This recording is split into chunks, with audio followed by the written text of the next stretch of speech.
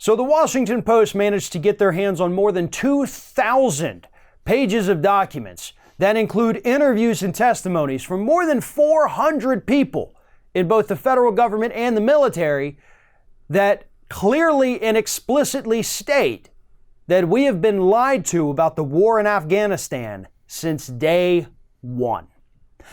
Most people watching this, your immediate reaction to hearing that is, yeah, we know.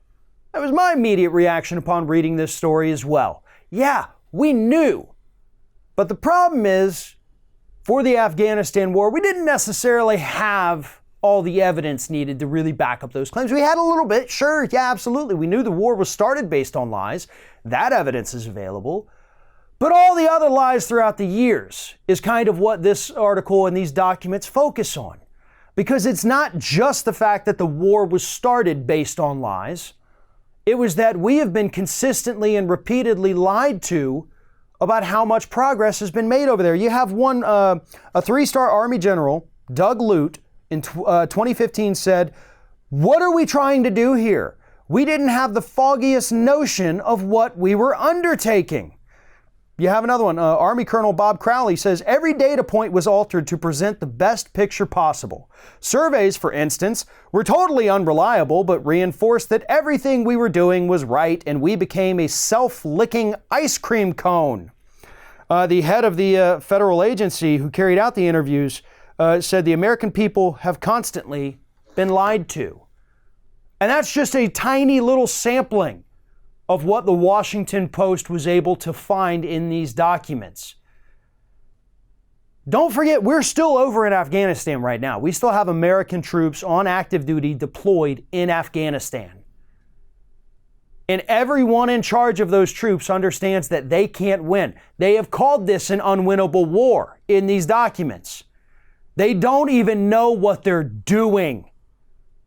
They're just there. They're just there to kill people.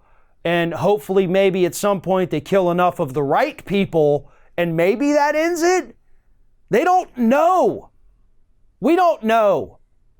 But we do know that they've been lying to us since the start of this disastrous war in the Middle East. This isn't just about Afghanistan. This is about the entire U.S. foreign policy with regards to the Middle East. This is what we see all the time. They make up a threat. They go over there, start dropping bombs, start shooting their guns, and then they don't know what to do. At least with the first Iraq war, there was an end. We left after we thought we had finished whatever it is we were attempting to do, protect oil fields in Kuwait, which we shouldn't have even gone over there to do anyway. But at least we brought people back home. With Iraq, not so much. Afghanistan, nope. And now we have an administration that just a couple days ago was once again threatening to go to war with Iran. They're threatening to send troops across the U.S. border down into Mexico. Our foreign policy is an abject failure. Not just a disaster at this point, it has been a failure. For all of our money, for all of our military budget, all of our troops, all of our training, and all of our intelligence, we still consistently get it wrong. And we get it wrong because they've never been honest with us to begin with about why we're even starting these wars. It's not about protecting people overseas. It's not about rooting out the bad guys. It's about resource extraction. That's what it's about now. That's what it was about in the early 90s. And that's what it's going to continue to be about. So in spite of all this evidence that we've been lied to from the start, don't expect Trump to be like, okay, well, let's pull the ball back then. We know this is unwinnable. Nope. They want more. Defense contractors want to sell more tanks and planes and guns. And they're going to push for this war to continue until they can't sell anything else from it.